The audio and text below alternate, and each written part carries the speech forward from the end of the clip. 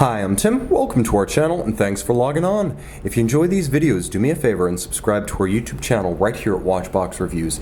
I would really appreciate it, and I promise to update daily. If you love this watch, you can see it and you can purchase it on our website, thewatchbox.com. Today we are discussing the Girard-Perregaux F1 USA Limited Edition Chronograph, a 100-piece stainless steel carbon fiber dial limited series from the early 2000s that represents one of the most compelling sports chronograph options.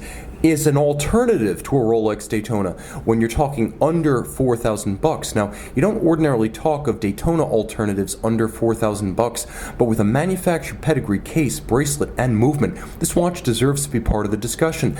Now, on my wrist, 16 centimeters in circumference, this watch is 40 millimeters in diameter, but broad from lug to lug. It wears more like a 41 or a 42, as it has a span across the wrist of 52.3 millimeters when you include the end links of the bracelet.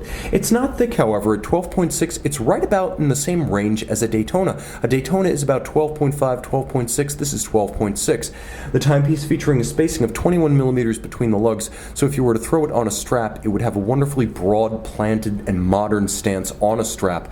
The bracelet itself is a handsome piece with staggered link alignment, staggered link size, and as you can see, differential link finish. The timepiece is nicely executed by GP so that it appears all of a piece. The end links nicely conformed to the case. The watch is in its most natural state on the bracelet, but it would look wonderful on a strap, and we'll talk about that in a moment. As you can see, GP saving no money on the bracelet, using screws for sizing rather than pin sleeves, and you can see that the bracelet featuring a double deploying clasp is friendly for small wrists. The curvature of the clasp chassis arcing around the underside of the wrist, nicely done. You can also see on the underside, GP, an old hand at making these components, with spacing between the links of the bracelet. There's a little bit of a curvature inboard of the links to allow the bracelet to avoid pinching skin, pulling hair, or trapping wrist heat.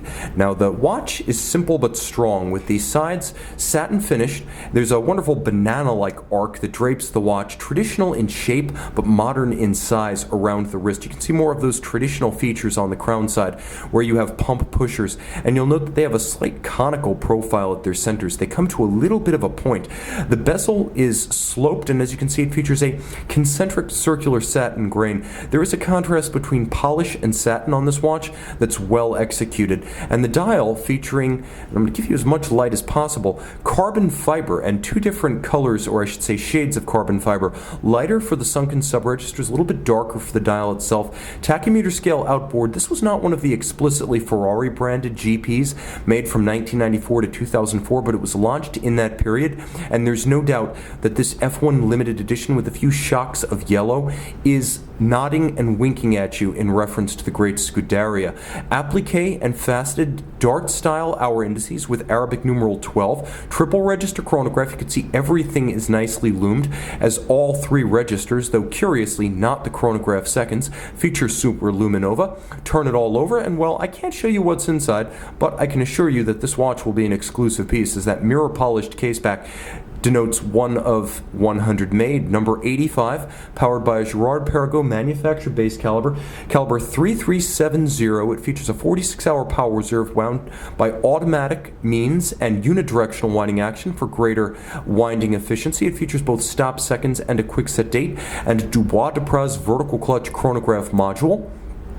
The timepiece beating away at 28,800 vibrations per hour, and although it's only 30 meters water resistant, it is a stiff 30 meters, as the crown features screw down action, partly to secure it against water intrusion, partly to secure it against bumps, abrasions, and scuffs. It is a physically strong watch, visually strong, built well, part of a grand continuity of Bout and Girard-Perregaux, two companies that combined in 1906 stretch back to 1791, and that's a legacy even Rolex can't match. In the end, the Rolex Daytona Motorsports chronograph surrogate from GP has a little bit of a leg, or should I say a lug, up on its great competitor from Geneva. See it and make it yours on the Watchbox. Girard-Perregaux USA F1 Limited Edition, plenty of lume. Again, curiously not on the seconds hand.